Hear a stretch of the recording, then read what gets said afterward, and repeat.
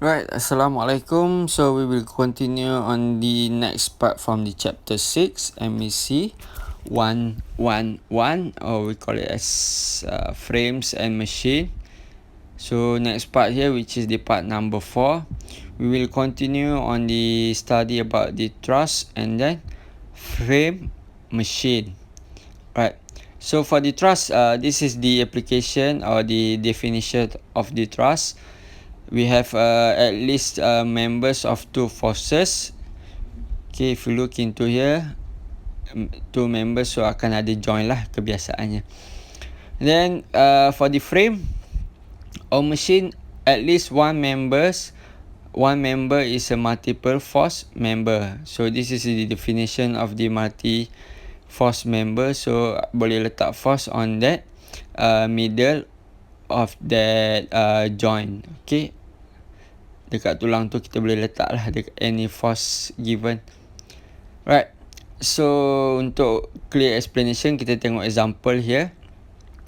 Frames are rigid structure, they typically fully constrained. So dia constrain lah dekat ujung dia.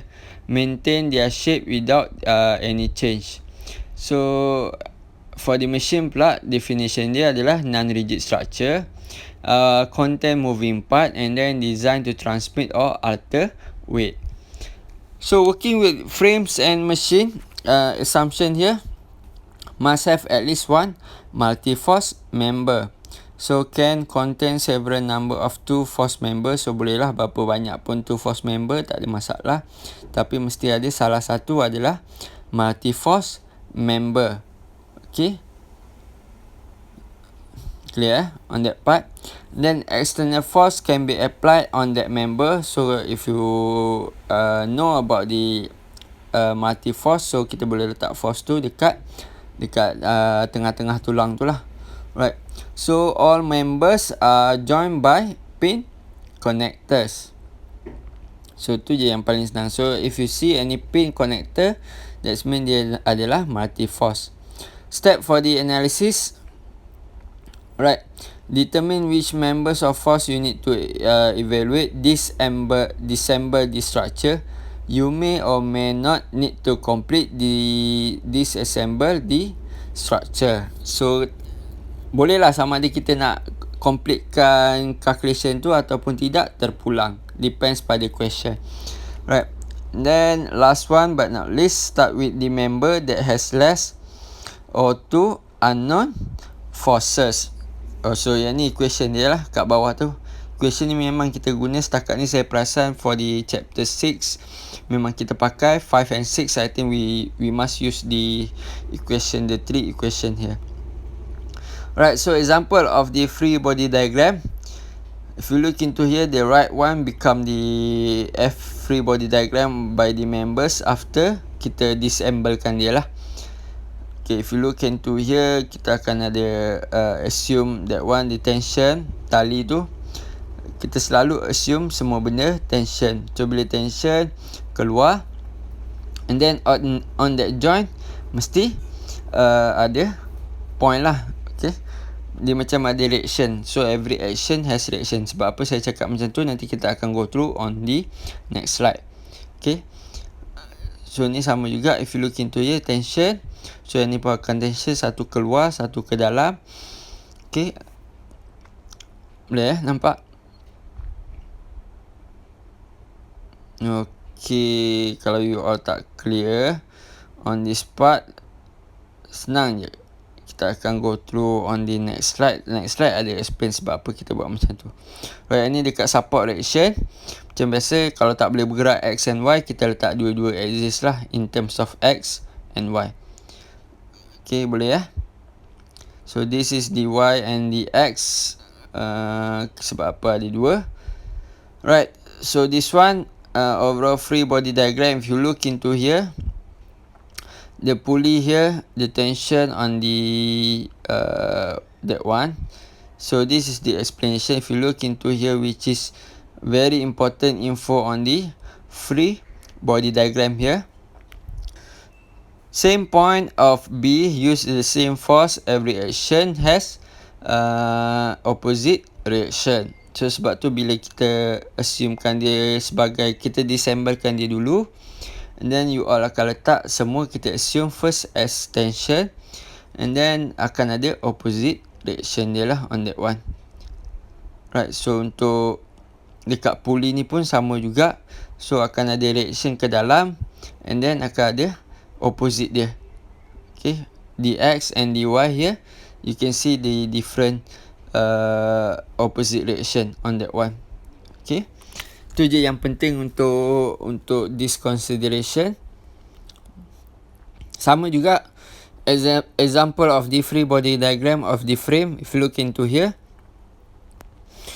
okay, at the point the pulley B, okay, pulley roller ni, so tension tu dekat luar, and then dekat pulley tu sendiri ada reaction keluar, and then satu lagi ke dalam lah. Tapi dia punya numbering dia tetap sama lah, means the alphabet. So sama ada dia BX ataupun BY, tapi dia ada dua, only satu keluar, satu ke dalam. Right, so cara paling senang kita study about this one lah. So the frame support 50 kg cylinder, determine the horizontal and the vertical forces component at reaction A and force at C. Okay, so here force at C, so sama ada ke dalam ke keluar, nanti kita akan tengok untuk FC. Untuk reaction support pula macam biasalah, kalau dia tak boleh bergerak XY, kita letak dua-dua reaction ke dalam lah, menekan ke arah point A tu. Boleh ya? That part. So the first step, kita disassemble dulu. Kita disassemble step 1. So untuk this one, which is 9.81 gravitational force members. So bila kita calculate, kita dapatlah values of that D value. Okay, daripada that weight tu. Boleh nampak So untuk distance ni, you all boleh calculate daripada figure yang kita bagi tu. And then the second step, choose member with less number of unknown to start the analysis. So bila kita cari, kita akan jumpa juga sama lah. So dia akan jadi sama sebab dekat pulley tu ada Newton's third law, every action has reaction. Okay, so kita dapat values of the dx and dy.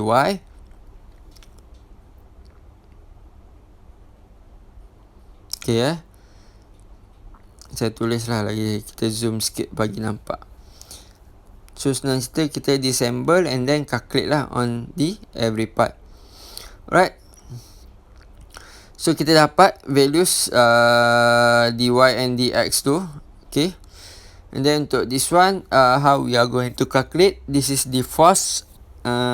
First step macam biasa, kita guna moment lah, moment dekat A. Okay, sebab dy and dx ni kita dah tahu.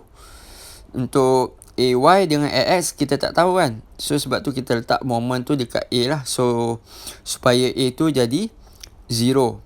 So tak ada force dekat A tu. Clear sebab kita nak cari satu je unknown dulu, which is FBC. Kita nak cari this one, which is force on that C. Okay, so bila kita calculate daripada yang kita tahu, which the values of dy and dx tu, then don't get confused. Okay, sebab yang ni adalah kita disassemblekan on this part lah, part yang ni. So sebab tu dy and dx tu menekan ke dalam. Okay, boleh So yang mana tension, kita assumekan semua tension dulu. And then this one, to find the moment. Boleh nampak untuk this moment. So this is the distance. So dia ada tendency untuk counterclockwise sebab tu dia negatif. Okay, for that last one, this one dia adalah ke arah clockwise sebab tu dia negatif. Okay, boleh so you must determine which one is positive and then which one is negative. So yang paling penting senang je, cari dekat moment point A tu. Okay, yang mana yang kita tak tahu tu, kita senang lah, kita jadikan dia moment. So supaya kita tak payah cari fx ataupun fy dia. And then untuk fx and fy, untuk kita cari AX and AY. So yang tu sebab kita nak cari pula AY and AX. So bila kita masukkan values, so yang mana semua X kita kira, yang mana semua Y kita kira, and then kita akan dapat values lah, which in terms of FX and FY. Right, so clear. Ni for the group work. Yang ni example ni ada dalam satu lagi slide yang saya bagi dalam Padlet. You all boleh refer macam mana calculation on this question sebiji. So you all boleh nampak lah macam mana dia punya calculation. Untuk this one, you all boleh baca sendiri. Let's say kalau you all tak dapat figure out, you boleh ask me personally, boleh PM saya, tak ada masalah. Okay, so ada calculation dia. I think that's all on this chapter 6. Kita akan go through chapter 7 next time. Macam biasa, untuk every chapter ni saya letakkan 2 notes lah. Okay, satu daripada Liana, satu lagi daripada Azurah lah. Dua-dua ni ada 2 different notes. Let's say kalau you all boleh refer dekat saya punya Padlet, memang saya dah attachkan sekali untuk notes ni. You all boleh baca macam mana jalan kira. So saya particularly sukalah dua-dua punya notes. So saya just apply and go through. Cuma saya tak boleh nak go through both slide lah, sebab kita masa pun tak cukup, and making videos is very lagi complicated lah sebenarnya. Okay, tapi let's say kalau you all tak clear from that slide ataupun that notes, you all boleh PM saya personally, and then saya try to explain lah. Alright, okay, thank you.